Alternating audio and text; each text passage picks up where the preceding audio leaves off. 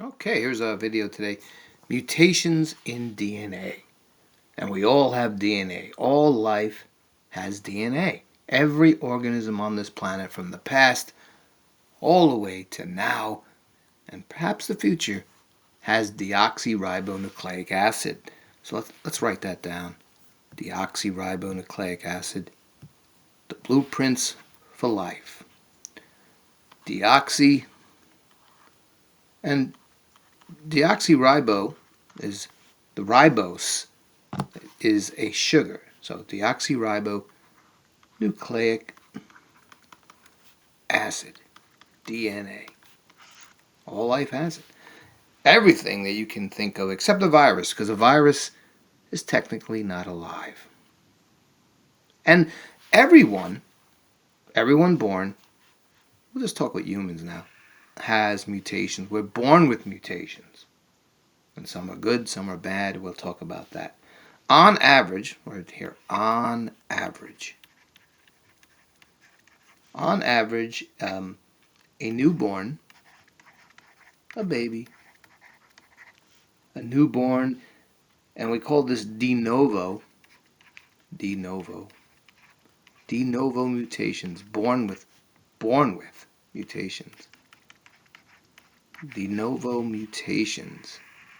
So a newborn could have anywhere to 60 to 100 mutations on average.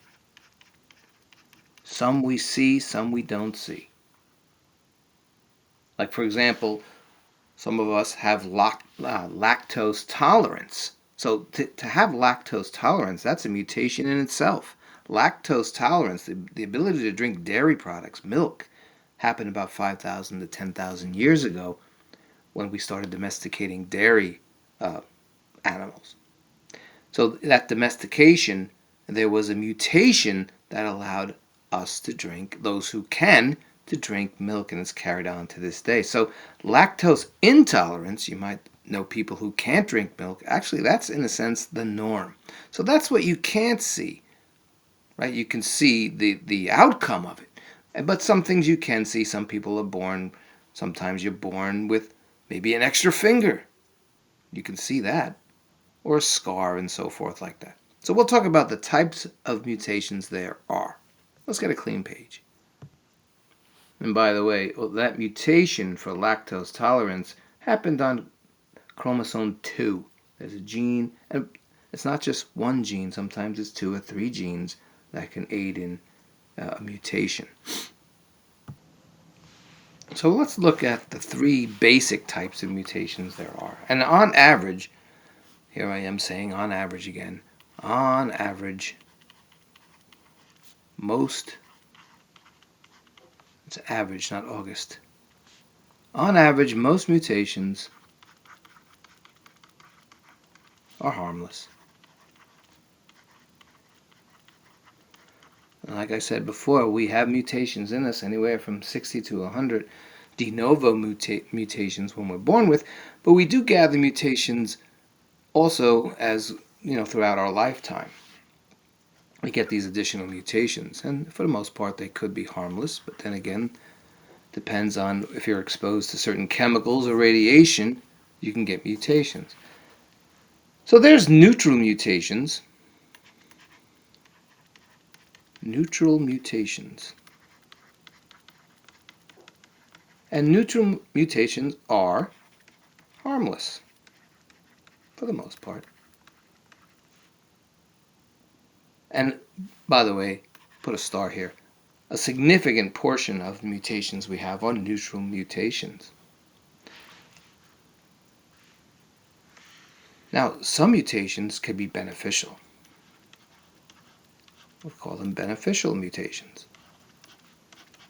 And self-explanatory, they could benefit us. They provide advantage, maybe an increased resistance to a disease, or maybe a certain adaptation. And we see these throughout history too. Now, lactose tolerance, could be a beneficial mutation. There's also, if we think about the people who live in Tibet, the Tibetan Plateau, there's residents in the Tibetan Plateau that have a special adaptation that They can live in high elevations, and that perhaps happened about 30,000 years ago. So there's beneficial mutations, there are neutral mutations that are harmless, do nothing for us, and of course there's harmful mutations. So we'll write down harmful mutations, and I think that's self-evident. I don't have to really explain that. And of course there could be a mixture of both. Some could be beneficial at first, and maybe they could be harmful later, and so forth. Now, when we're talking about mutations, most mutations, the majority of the mutations, occur in the nucleus during cell division. Now, during DNA replication, for example. Now, there are other mutations that happen less. For example, when mRNA transcribes the code for genes, that there could be mutations in that also. But for the most part, the most happen in the nucleus during DNA replication. And so there are 4 bases involved in that. There are 5 bases, by the way. There's adenine and there's thymine, there's cytosine and guanine. There's also uracil, but uracil is mostly for, well, not mostly, it is used in mRNA transcription. So we're not going to talk about that one. We're just going to talk about the 4 bases, and they bond specifically with each other unless there's mutations. So let's clear that out. Let's put down the bases. So we have A, right? And of course A is adenine or adenine. Some people say adenine, some people say adenine. Most people say adenine. But adenine or adenine, it only bonds with thymine, A to T. And during a mutation, maybe it won't. And then and vice versa also. A doesn't have to be on top. And cytosine or cytosine, if you want to say ene or ine, it's up to you, will bond only with guanine or guanine. So I'll write it over here. Cytosine, right? Guanine, guanine, and thymine. So let's just put in a code. These are bases. These are nucleic bases, and every animal on Earth, every organism, not just animal, every organism, every living thing has these 4 bases, these nucleotide bases. So let me clear this out, if I can find the clear all, and let me just put in a sequence, right? Let's say, and of course, when you on DNA, when you have genes, they can go through 1,000, 2,000, 12,000 bases. But we'll just do something simple here. So let's say we had G, A, maybe G, maybe another G, C, A, T. Right? Just something simple like that. And we know that G will bond with, guess what? C, you know it. A with T, G with C, G with C, and what about C? That's right, C with G. What about A? A with T, and T with A. And of course, when mRNA goes through for transcriptions, thymine is replaced with uracil, but that's in another video. And of course, they also have, we'll put a little red thing here, the hydrogen bonds, and so forth.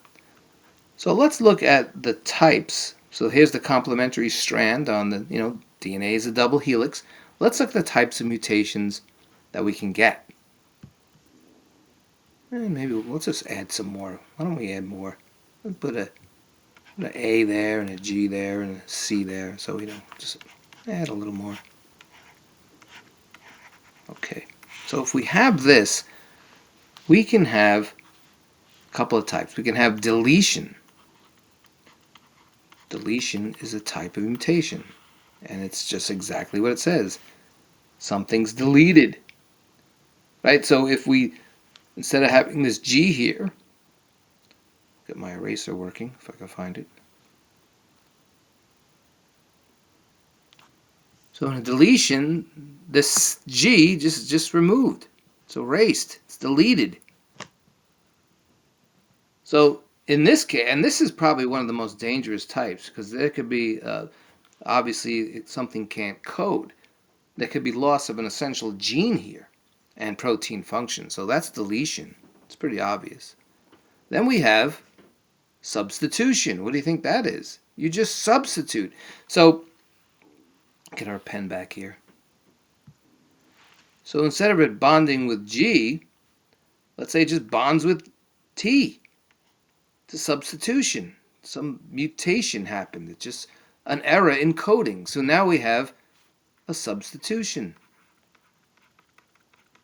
And by the way, the substitution is the most common. So now in this case, a different amino acid will be made.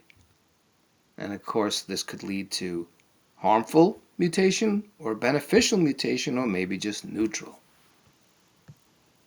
And we have one more to talk about. What do you think it is? We have deletion, we have substitution. Then we have the last one we'll talk about. And there's more types to talk about actually, but these are the basic three. There's insertion, and that's when something's added. So we had deletion, something's taken away, substitution, replaced, insertion, something's added. Maybe let's just add one more base right there. And that could be also dangerous. So we have those three types. And let's look at an example. Clear this out. If you're exposed to any radiation or smoke or some kind of chemical, let's say benzene, that's a common chemical sometimes people are exposed to. So let's say benzene exposure. And that's an environmental pollutant. So it could lead to DNA damage. So when the cell's attempting to replace it, to repair it, sometimes what happens is they delete an entire code. It could happen. So let's just say we had this. We had GAG, CAC, ATG, and they coded right? This part was worked. We had C, we had T, G with C, C with G, A with T, C with G, and then let's say this was just totally deleted because it just didn't fix itself. It was damaged. This is a frame shift type of mutation, and frame shifts are basically insertions or deletions. And the last thing you should know, we have at least thing to know about our genes. We have about 20,000 to 25,000 genes, and in each of our cells, well, in each of most of our cells. For example, we have. I'll write it down here. Let's clear this other stuff out. Clear it out. So we have 37 trillion genes. Oh, sorry, not genes. We have 37 trillion cells.